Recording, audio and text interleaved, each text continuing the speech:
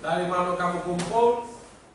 Kasus perampokan toko emas Cahaya Murni di Sungai Lilin Muba, ini Sudem 4 tersangka berhasil diungkap polisi, di mana 2 tersangka harus ditembak mati polisi karena ngelaku keperlawanan pas ditangkap.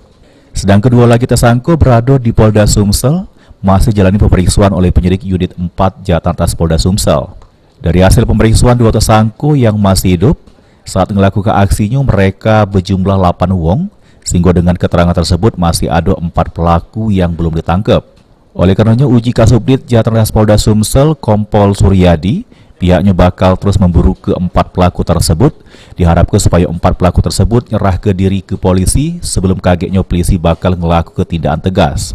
Kita juga menghimbau bagi pelaku yang lain. Kita sudah mengantongi alamat masing-masing. Kalau dalam waktu dekat tidak menyerahkan diri, ya kita lakukan tindakan tegas. Keterangan yang sama juga pernah disampaikan oleh Direktur Reskrim Polda Sumsel Kombes Pol Hisar Sialagan, di mana buat para pelaku yang masih belum ketangkep supaya nyerah ke diri atau bakal diinjuk tindakan tegas oleh polisi.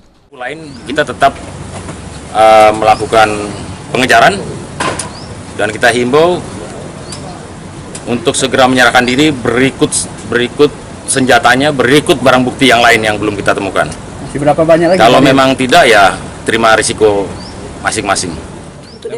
Sampai sejauh ini polisi sudah berhasil menyelamatkan barang bukti emas seberat 3 kg hasil kejahatan yang dilakukan oleh para tersangka di toko emas Cahaya Murni.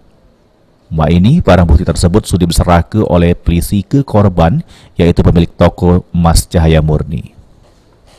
Firman Hidayat, PAL TV.